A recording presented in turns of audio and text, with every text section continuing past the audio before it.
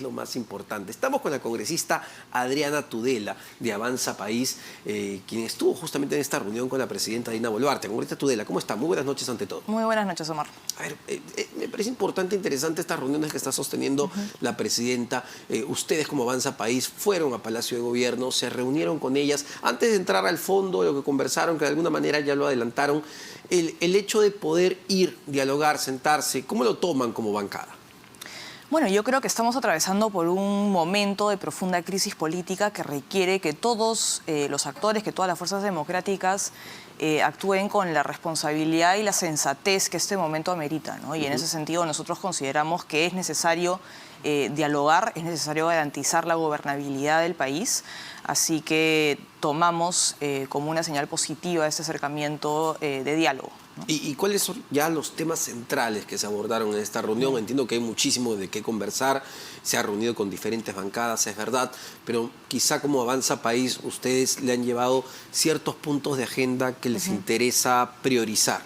Así es, nosotros le hemos recalcado la importancia de impulsar una reforma política de fondo que nos ayude a poder generar los cambios de fondo en nuestro sistema que son necesarios para poco a poco ir recuperando la confianza de la ciudadanía en las autoridades, en las instituciones, fortalecer a las instituciones y poder, digamos, reconstruir un poco nuestro sistema democrático y hacerlo sostenible a futuro. Hablamos también de la importancia de impulsar una reforma económica de fondo, ¿no? Porque creemos que la reactivación económica no puede consistir únicamente en la entrega de bonos, en la entrega de créditos, sino que tiene que haber una generación de confianza, de seguridad, que generen las condiciones para la inversión privada, que finalmente es el motor del crecimiento, es el motor de la economía. Y en el punto económico, ¿le han sugerido algún nombre en particular para el ministerio? Nosotros no hemos hecho ninguna sugerencia en particular. Le hemos exigido, sí, que convoque a un gabinete que encuentre un equilibrio entre lo técnico y lo político, ¿no? Porque nuevamente estamos atravesando por un proceso de crisis muy profunda que requiere de cuadros políticos en el gabinete y en ciertas carteras en particular, por ejemplo, en el interior. Creemos que es necesario que haya un buen equilibrio entre lo técnico y lo político, sobre todo porque no tiene en este momento, digamos, una bancada clara en el Congreso de la República. Por lo tanto, sí creemos que tiene que haber un equilibrio entre ambos factores. Y lo que puede generar además un factor de muchísima inestabilidad, ¿no? Pensando, a ver, en la historia reciente lo que ocurrió con el expresidente Martín Vizcarra, que tampoco tenía una bancada en el Parlamento y se generó la inestabilidad y crisis política en ese momento. Esto puede ser muy complicado, puede generar nuevamente un proceso de inestabilidad en el país. Yo creo que sí, es un momento complicado, pero justamente es lo que queremos evitar, ¿no? Y le hemos reafirmado cuál es la posición de la bancada de Avanza País, que nosotros queremos abrir un diálogo democrático, queremos garantizar la gobernabilidad, pero que vamos a mantener un rol fiscalizador, porque finalmente nosotros hemos siempre operado en función a la defensa de ciertos principios, de ciertas ideas. Creemos en la defensa del Estado de Derecho, en la defensa de la libertad de los ciudadanos y los derechos fundamentales de los ciudadanos por encima de todo, la limitación del poder político. Y le hemos pedido que dé señales claras de un compromiso de respeto a la Constitución, de respeto al sistema democrático, para poder darle esa gobernabilidad que requiere el país, ¿no? Pero también hemos sido bastante claros en que no hay que confundir la fiscalización con la obstrucción o con la confrontación, porque finalmente el rol del Congreso de la República en nuestro sistema democrático es fiscalizar, es el contrapeso al Ejecutivo. Entonces, simplemente reafirmarle eso, ¿no? Que no hay que confundir la fiscalización con la confrontación o con la obstrucción. Por ejemplo, entiendo, y lo decía el vocero de Acción Popular, si no me equivoco, el congresista Luis Vergara, luego también de la reunión que ellos tuvieron con la presidenta Boluarte, que ha decidido, ella al menos en este gabinete, que entiendo podría juramentar el día de mañana, no invitar a ningún congresista. Lo que dijo, parafraseó el congresista Vergara, es que cada quien tiene sus funciones, cada quien tiene su chamba, su trabajo, y que lo que busca es un gabinete más bien técnico. ¿Sería una medida positiva, es decir, que en este gabinete no haya ningún parlamentario para tratar de evitar que se piense, bueno, ahí están las cuotas que tiene que dar Dina Boluarte? Sí, yo creo que esa es una decisión acertada y nuevamente creo que el gabinete tiene que encontrar un equilibrio entre lo técnico, pero no descuidar lo político. Así es. Ahora, el otro punto que también se le ha estado preguntando y cuestionando mucho, porque entiendo fue una de las ideas que surgió en medio de la crisis política con Pedro Castillo, el adelanto de elecciones, que incluso se aprobó en la Comisión de Constitución la semana pasada, y eso me parece el proyecto de Susel Paredes y Digna Calle. Ella ha dicho que por lo pronto se va a tener que ver y analizar las circunstancias cuando toque. ¿Va a poder llegar al 2026, cree usted, o el tema del adelanto de elecciones va a tener que ser un factor que vamos a evaluar en su momento? Bueno, yo siempre, cuando he hablado de adelanto de elecciones, he señalado que esto tiene que venir amarrado nuevamente de ciertas reformas políticas, ¿no? Y creo que hay que ser muy claros en que no podemos ceder frente a, digamos, esta asonada por parte de la izquierda radical que pide elecciones adelantadas el día de mañana ya, porque creo que lo único que buscan generar es caos, desorden y finalmente implementar la Asamblea Constituyente, que es su objetivo político. Pero yo siempre he dicho que creo que sí tenemos que irnos eventualmente a un proceso de elecciones adelantadas, pero tiene que ser un proceso de transición ordenado, con reformas, para luego poder ir con las cosas, digamos, ya en orden y con una agenda mínima, con un consenso mínimo respecto a las reformas, para poder por lo menos esperar resultados distintos, ¿no? Si es que nosotros nos vamos a un proceso de elecciones adelantadas el día de mañana sin impulsar ningún tipo de cambio, sin ningún tipo de reforma, probablemente vayamos a estar en exactamente la misma situación que hoy en 2, 3 o 4 años más. Y creo que eso es justamente lo que tenemos que evitar. Yo creo que la crisis política no empezó ni terminó con Pedro Castillo. Creo que pretender decir que porque ya ha sido destituido el expresidente, entonces ya no hay crisis, es, digamos, tratar de tapar el sol con un dedo. Y creo que no deberíamos ver las cosas de esa manera. Creo que lo más sano sí sería irnos eventualmente a un proceso de elecciones adelantadas, pero más adelante. Creo que en este momento sí tenemos que hacer un llamado a la calma, a la gobernabilidad. Tenemos una responsabilidad gigantesca en este momento. A mí me gustaría entender la posición, porque incluso uno podría decir, bueno, pero ya la crisis que se vivió con Pedro Castillo, es verdad, no ha pasado del todo, pero estamos ya con un cambio, ¿no? Que es Dina Boluarte, vamos a ver qué tal lo hace. Sin embargo, usted me plantea que, a ver, más temprano que tarde, sí se podrían adelantar las elecciones, que esta convivencia no va a durar hasta el 2026. Yo creo que lo más sano sería irnos a un adelanto de elecciones, nuevamente con reformas, y cuando hablo de la crisis política y que no ha empezado ni terminado con Pedro Castillo, me refiero a que venimos de un proceso acelerado de ataque a las instituciones, de maltrato a nuestras instituciones. Hemos tenido, ya he perdido un poco la cuenta, creo que 5 presidentes. 6 presidentes en 6 años. Sí. Entonces, creo que eso nos debe llevar también un poco a la reflexión, ¿no? Y reevaluar qué es lo que hemos venido haciendo bien, qué es lo que hemos venido haciendo mal, hacer los cambios necesarios.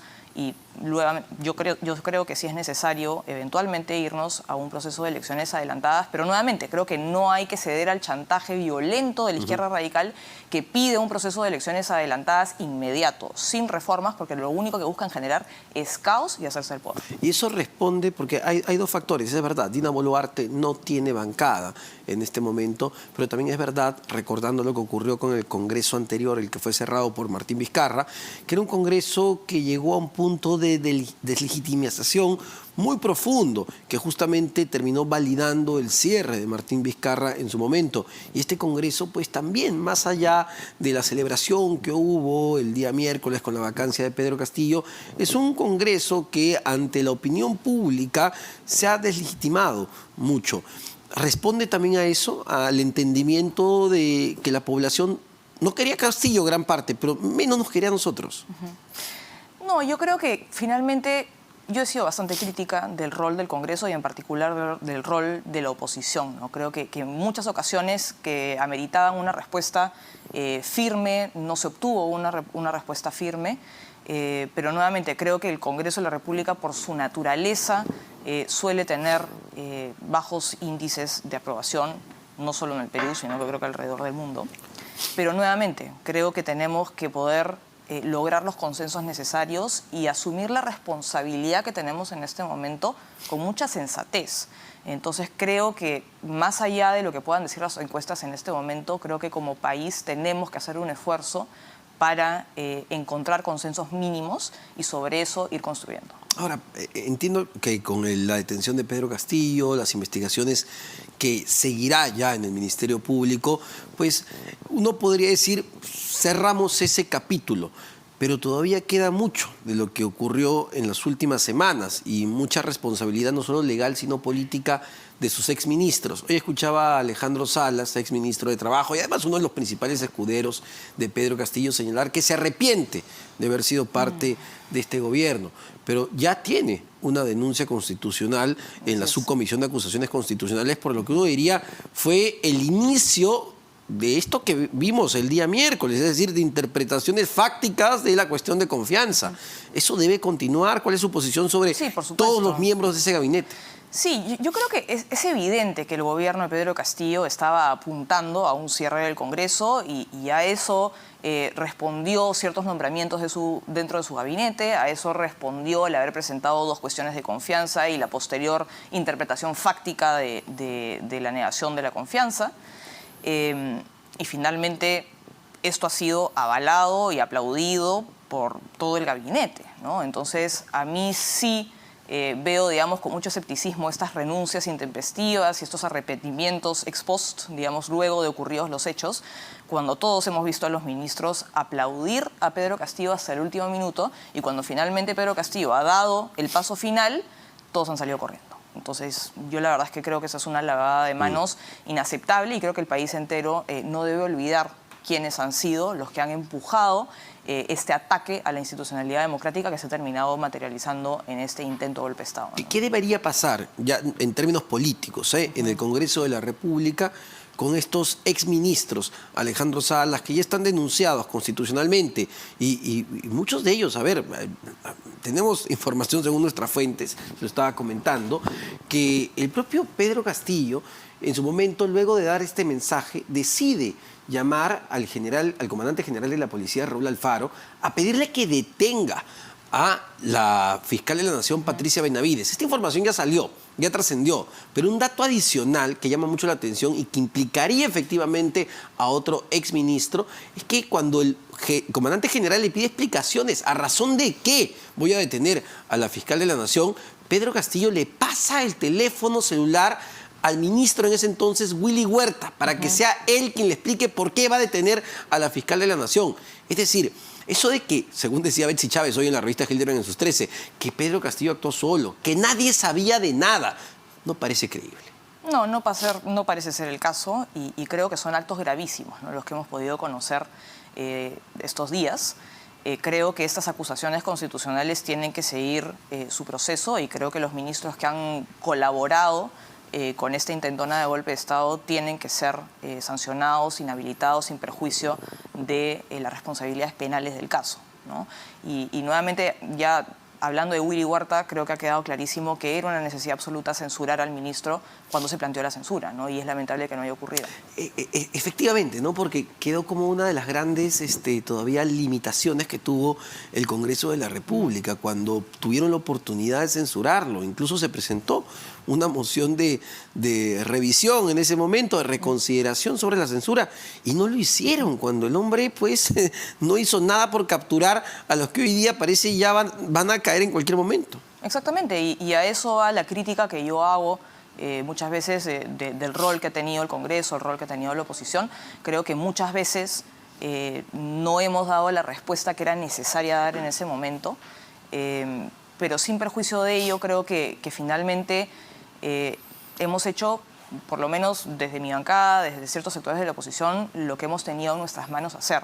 Y creo que el hecho de haber planteado esta tercera moción de vacancia, el haber adelantado la fecha del debate de la moción, ha terminado generando las condiciones para que prevalezca el Estado de Derecho y la democracia. Ahora, ¿qué opina de estas versiones que dan algunos de sus colegas en el Parlamento sobre lo que habría ocurrido con Pedro Castillo cuando da este anuncio de golpe, de cerrar el Congreso, intervenir las instituciones. El congresista Bellido ayer nos decía que probablemente lo han drogado, ¿no? Que una mano ahí que ha jugado con la oposición parlamentaria lo ha drogado y lo ha hecho hablar. Y hoy que ha ido el congresista Bellido a hablar con el presidente Castillo, Castillo le ha dicho que no recuerda nada, que no se acuerda de haber dado ese mensaje.